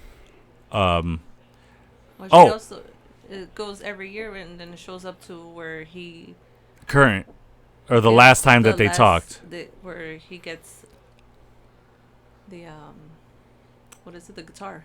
Right. And it so talks then, about the moth. Yeah, so then that's what I was going to get to. Thank you for telling me that. So we actually see a part that we didn't see in that first episode, was when after the New Year's party, when she walks back, she actually comes back to him. Oh, she walks past on the porch. Yeah. They come back, and then they have a talk, and then she tells him, I'm going to ask you the questions. I need you to tell me the truth. And then he actually did tell her that he lied to her. Mm-hmm. And she says, and this is the most beautiful moment and beautiful interaction between them two. Made me cry. Yeah, man. It was so heartwarming. Like, they even said during filming, everybody on set was crying at that scene. She tells him, she goes, I don't know if I can forgive you for this right now, but I want to try. I was like, yes. That was beautiful. It's one of the most beautiful moments I've seen in this series. I was glad that she patched it out. Yeah, that was the other thing where I'm like, I'm so glad they had that talk before he died. In the game, right? No, it was. It was? Yes. Oh. So I'm like, I'm so glad that they had that talk, because imagine dying without that closure. Or I imagine him dying without that closure. That would have ate at her. Yeah. She would have been like, that would have been like no holds barred Ellie. She wouldn't care about shit. She would just be trying. Yeah, she would have seen red, dude. I feel like. Yeah. So that was great, and that was a great way to end that episode. And I thought that was the perfect way to end their story. Of getting that closure. Yeah. You don't want to see their story end like that with him dying, but but if they had to do that anyway, other than that, I think that's the best way to go about it. So to touch back on the Joe part, Joe Pentalino, the husband's name is Eugene. Yes. Eugene. And, okay. And he does play him. Yeah. Cool. So so last episode 7, Convergence. Amid the battle between Seattle's warring factions, Ellie's search draws her toward a devastating confrontation. So, in this episode is when Dina gets shot, or is it in episode 5? No, it's episode 5. Yeah, she gets shot in the leg. She gets shot in the leg, and then by the Seraphites, right? Yes. Yeah, because Jesse. She gets hit with the arrow. With the arrow, because Jesse comes to their aid. We kind of skipped over it, but they get trapped in this like warehouse. Yeah. Her and Dina, and then she sends Dina to go into this like caged area where they couldn't get, and then she just starts trying to take because they spot one of the, what are they called? The ones that are fast. What? The runners? Runners. Yeah. They spot one, and then all of a sudden there's a shitload. Yeah, there's a bunch of them in there. So then Ellie sends her to take shelter. This episode was pretty cool, like to see that happen. Yeah. So then Ellie tries to take down as many as she can, and she starts getting overwhelmed, and then out of nowhere, somebody starts taking out the runners, and it's Jesse. I thought it was gonna be Tommy, but it was Jesse. It was gonna be Tommy too. But it was Jesse. He comes to their aid, and then you missed the part where she tells Dina that she's immune. That's right. No. That had already happened. Oh yeah, because she got bit. Oh yeah, that did happen. Yeah. That is a key part that we forgot. Yeah, she gets bit in front of Dina. She gets caught in the train when they were downstairs in the train station. And then they're going around those. Oh, and that turnabout thing. Yeah. Those that are bars, and she gets stuck and it wouldn't move. And it was Dina coming towards Dina, and then that's when Elle put her arm. Yeah. And then to protect. You're right. Her. I totally forgot about that part. Yeah, that's a key part that we can't miss because she didn't trust her. So like she was like watching her with a fucking gun. Remember? Mm-hmm. Yeah, and then she wakes up and she's then. Yeah, because then that leads into the conversation about how she tells her that she's pregnant. And then that's where she leads into like, I seen this life for us. You're right. I totally forgot about that part. And wow. They did it. Yeah, and then they scissored. Not like No. that. Like, oh. Yeah, then they scissored each other. Nah. If you could only see what's happening behind the camera. I know. She's doing all hand gestures. She's fucking doing like, all the gang Then signs. they're in this. She's Naruto back there and shit.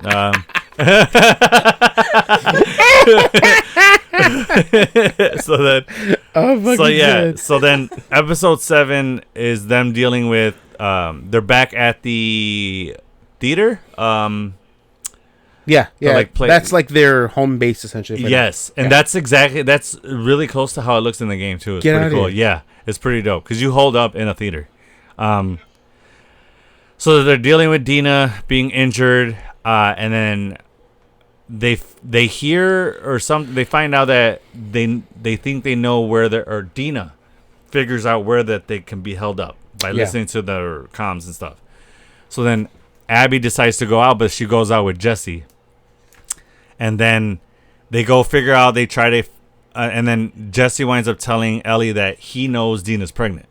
Yeah. Which, how does he know? Well, he kind of pieced it together also. And then, because he tried to get her to drink for the pain, and she wouldn't drink. And then, like, yeah. He's like, that's not, he goes, I've never known Dina to turn away a drink. Because she was drunk as fuck when they made out. Yeah, and then he starts piecing other things together. Was she high? Not drunk? She was high, yeah. She was both. She was crossfaded for sure. Yeah. So that was a key part that we forgot we had to talk about, for sure. So he starts piecing it together, but so he confronts her, and then Ellie just says, like, yeah, I guess I have to tell you. But he's like, but don't tell her that I told you. She has to be the one to tell you. And then it kind of changes up his tactics of, like, we got to get out of here. We got to go. He goes, because I'm not dying out here with, and leaving a kid by itself or whatever. Yeah. So then they split up. They see, she sees the whale or something like that, right? That tells her. They split up when Dina gets hit by the arrow. No. This is way after that. I'm talking about when Jesse and Ellie go out to try to find Tommy. Really? Tommy, yeah. Oh, okay. So then they stop. They split up because Ellie wants to go. She knows where Abby's held up, that whale spot. You're also missing when they split up. She finds one of the girls. One of the girls. Oh, that's the girl and the guy. That happens when just the girl, the morenita. No. Oh right, yeah, we did switch. We did forget that. That's when they split up. Where that episode where she goes down where the spores are spewing out. Oh, we forgot about that too. It's because she goes in to kill one of Abby's friend. Abby's people. Yeah. She goes to find out where Abby is. Yeah. And then from that's where she hears that girl say whale or something like that. And the black girl says something about whale, and then that's when she's torturing her. She tells her. Right, that's what I'm saying. So then, after that, she kills that girl, and then you find out that they're airborne. There's like certain areas that are enclosed that spores are just being released, which is how it is in the game. So then they get to a spot where she sees where she thinks they are, and then Jesse's like, no, we gotta go find Tommy and get out of here. And then they split up. Where did the Ferris wheel come into play? That's where she thought Abby was. Was it the Ferris wheel, or I thought it said whale? No, I thought she said wheel. It was like is it wheel? I think she says wheel. Wheel, not whale. Okay. No, there was a picture of a whale on there. Right? There was a picture of a whale on there, but she saw the Ferris wheel, which that's what she thought it was, but then when she saw the whale by it, that's what it was. You're right. She's like, oh, it's right there. Yeah. So she wants to an aquarium. Yeah. So she wants to go there, and Jesse's like, no, we gotta go find Tommy. We gotta get out of here. Yeah. Because they hear that Tommy's sniping someone, or they hear a sniper, and they're like, that's gotta be Tommy. So then she gets to that spot, and she comes across the like medic of their team, the one that sedates Dina. Yeah. And another guy. And then she's trying to find out where Abby is, and then the girl. Yeah. You said the other guy. No, she was there with the guy. Oh. And then with Owen, I think the white guy. Yeah. So then they're there together, and then she's like, she has them both at gunpoint, and then the dude, like, stupidly tries to go after Ellie, and then Ellie shoots him, and then it goes through and gets the other girl in the neck, and then you see that she's pregnant. Yeah. That she's like full on, like 7-8 months pregnant, dude. Like, she's got a big belly. So she's pregnant. Do you think Owen was the dad? Probably. Right? So, or Manny. One of the two. Anyway. So then, while she's bleeding out, she tells Ellie, like, you gotta save the baby, take the baby out. And then while she's trying to tell her that, she dies. So she doesn't get to save the baby. How sad. And then, so she's trying to escape from there. And then Ellie winds up coming across the Seraphites. And the Seraphites capture her and are about to hang her and slice her. And Ellie's the luckiest person in this world. Ever, bro. Some alarm goes off or something, and then the Seraphites go to handle that, and they leave Ellie, and then Ellie narrowly escapes, and then meets up with Tommy and Jesse, and then they get back to Dina at the theater, and then we get this calm, and then Tommy's talking to Ellie, and they're having this whole thing, and Jesse's talking to Ellie, and then they hear some commotion. Jesse, right, is with her. Yeah, Jesse and Ellie run out into like where you would buy tickets to the main corridor area. As soon as they bust through the door, Jesse just gets shot. Boom. He goes down, and then it's fucking Abby. And then Abby's there. She shot Tommy in the leg, I think.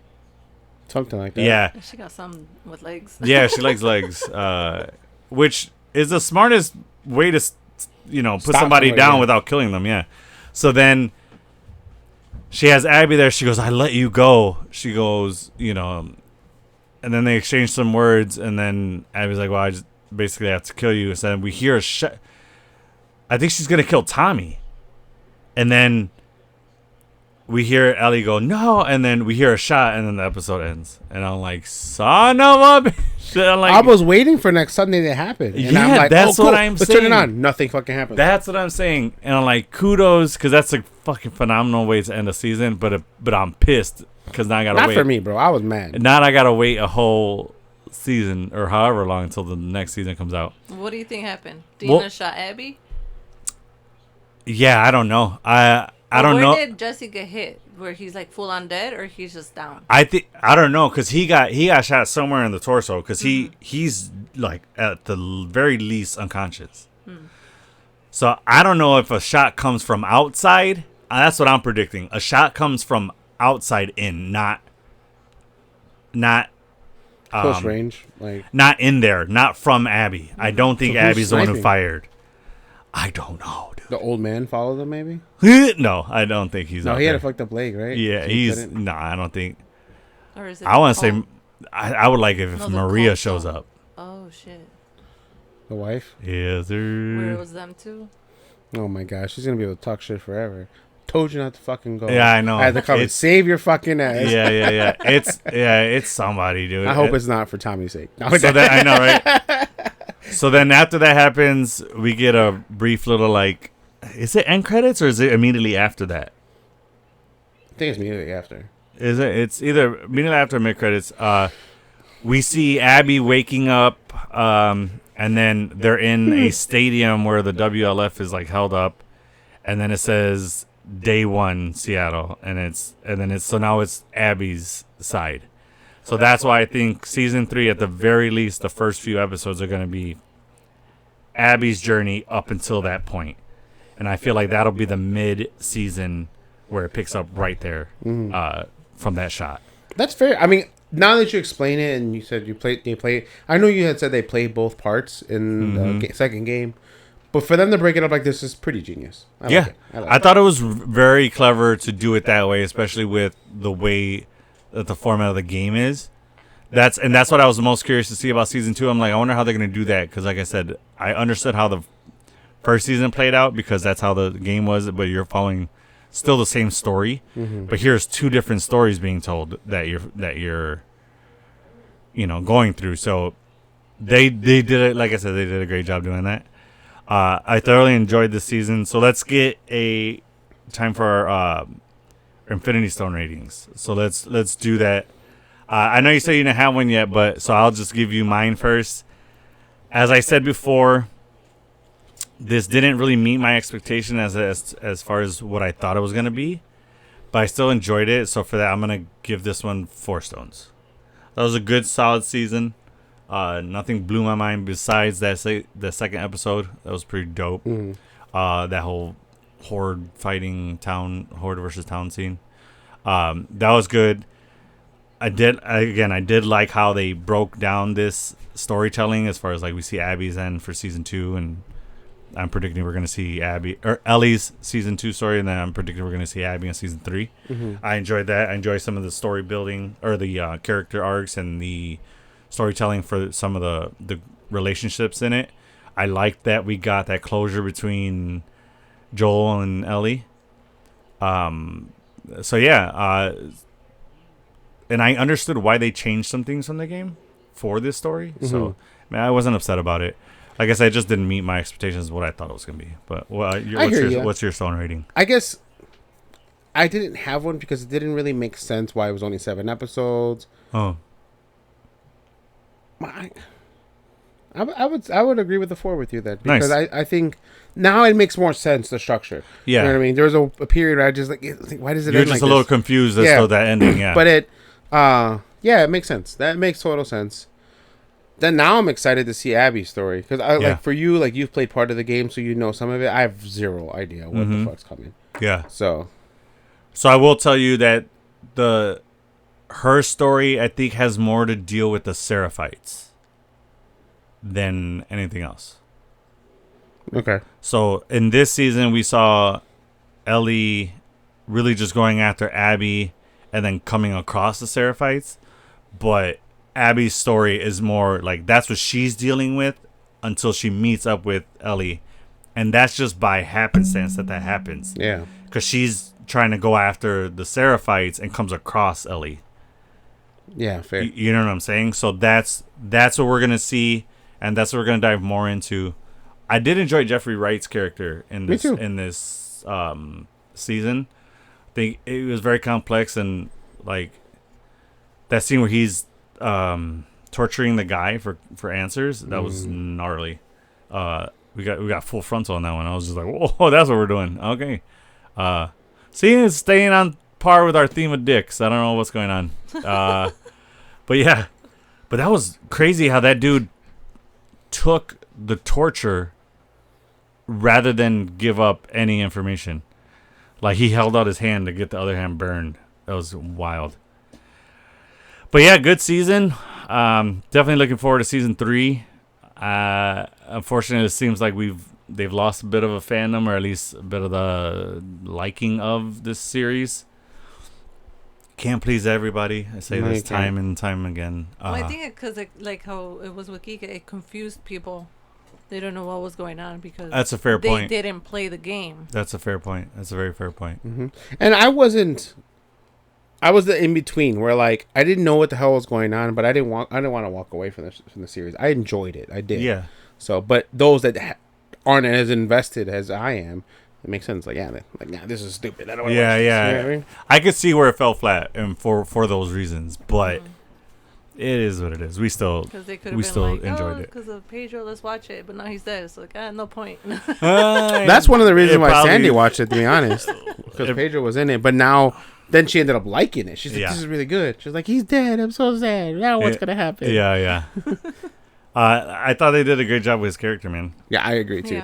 Yeah. He nailed that role, for sure. Absolutely. For sure. It gives me more promising... Fantastic Four. Yeah. I want to see how he plays Fantastic Four. I'm That's still... a different role. Yeah. So it's total opposite and everything. I gotta say... I want to see how he acts. Yeah. If he could pull it off, then this guy could fucking... Whether or not he could pull it off is not in question for me. So agreed. I still have a tiny bit of reserve and hesitation for this, just because I don't know what kind of Reed Richards they're going for with Pedro Pascal. I don't see the Reed Richards yet. You get what I'm saying? Like Is he going to be good in it? Most likely. Yeah, Probably. He's probably going to absolutely. kill it. He's probably going to do his thing. As I've yet to see something in him that I did not like his performance in. So I agree. that is not the The question. way you feel right now with him being Is how you feel about Ben Affleck? I feel about Batman, and some people could play Batman, and some people could play Bruce Wayne. That's how I feel with Yeah, some of them. dude. See, I don't. See, the difference is the persona of Batman and Bruce Wayne are two different personas. Yeah. Versus Mr. Fantastic is Mr. Fantastic. Reed Richards is Reed Richards. There's no difference between his two different personas. Yeah, that's They- just what they the public are- calls him. Yeah, Right. yeah. I am way more optimistic about it now after seeing how great he did in this. Similar to, I think we were talking about Charlize Theron. Like, I don't think I've seen her do anything bad, even though you didn't necessarily like that. Aeon Flux? Yeah, Aeon, I whatever? liked it. I just think the CGI and the story was way ahead of its time. Okay. You know, but I think she did. Yeah, I still think she did a great job in it. I Right. just didn't gravitate towards the story of the movie or Right. the world in it. But yeah.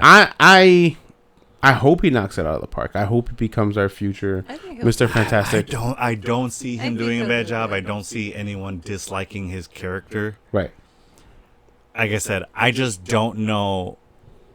I just have a tiny bit of reserve on it. I just don't, and I think that's more because I don't know what kind of Reed Richards we're getting. I don't. But And this is because also we- a different world of. It's a different universe Yeah. that we're seeing. So I'm not familiar with that specific Fantastic Four and that Reed That's Richards. the hopeful part that I have, because neither of the Reed Richards that we got were comic book accurate.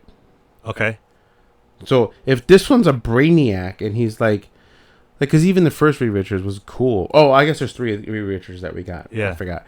Miles Teller, Yeah. Ewan, whatever, or I didn't like Eon this or past whatever. one, the one with Jessica Alba. I didn't like that Reed Richards.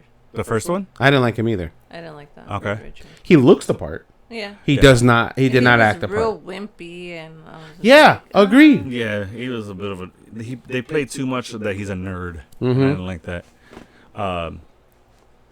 Agreed. Yeah. I think Miles Teller did a pretty good job. he just didn't have the look. Agreed.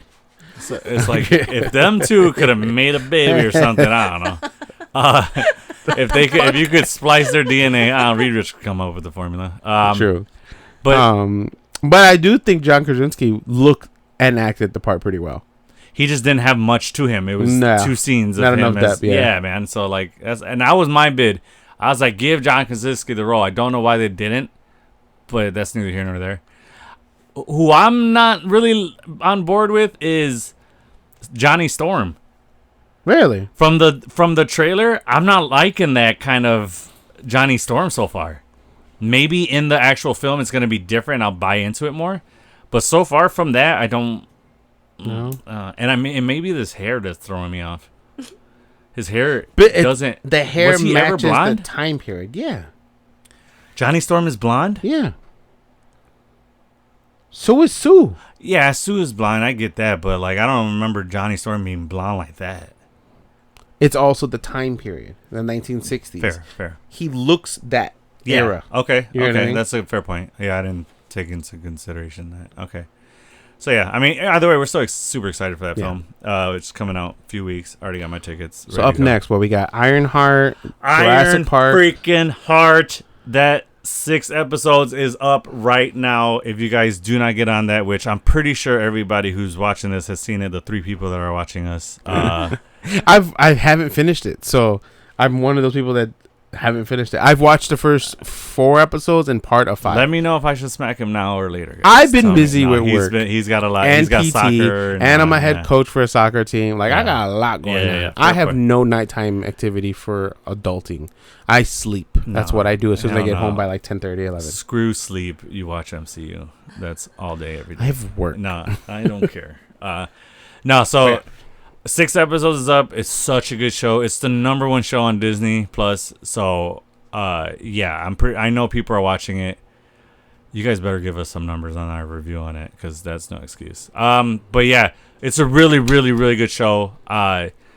This girl, I forget the actress's name, who plays Riri, kills it. Dominique, yes, Thorne, I think. Thorne, yeah. Yeah, she killed it. Our boy, Puerto Rican actor,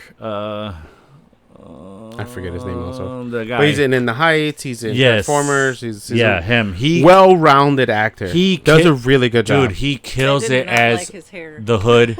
I didn't either. His hairstyle for me. It bugged the Fire shit the out of me. hairstyle, hair and makeup. Fire hair and makeup on the show because I don't like. He looked like Lord Farquaad, dude. And I was like, what the fuck? I'm like, come on, And dude. he had a cape and everything. And he had a cape, dude. And he was short. And wait. he's short. No, was he short? No, it was the other guy. No, that was short. no, he the was Hood is short because yeah. he's looking up to the other guy, the Blade guy. It's total hottie. Or the Knives guy, I should say, not Blade. Whew. Relax, okay? I'll But rewatch it with you. yeah, whatever.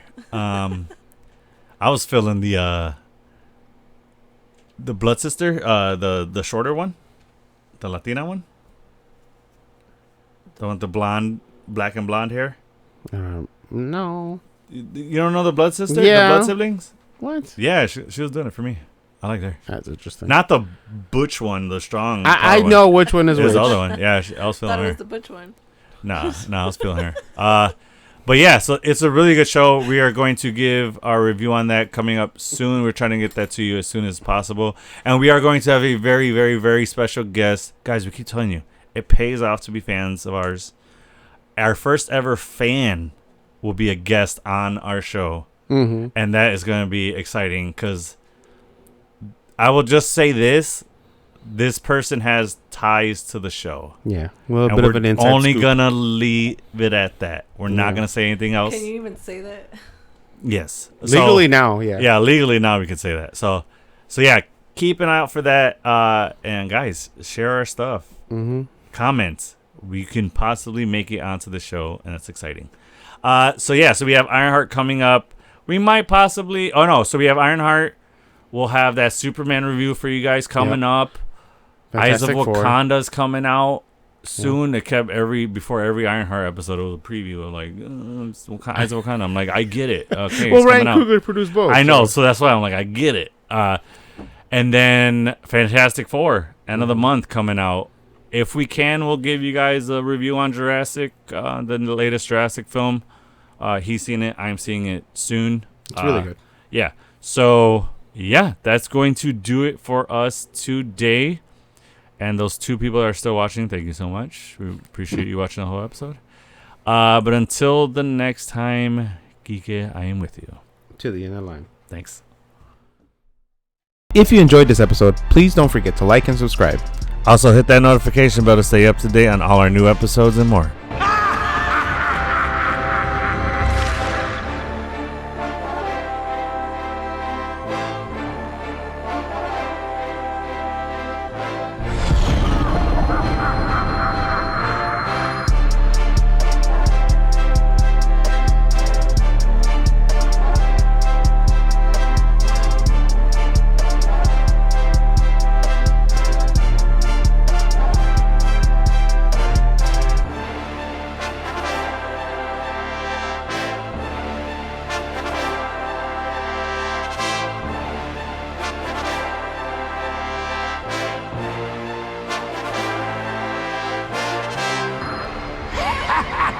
Yeah.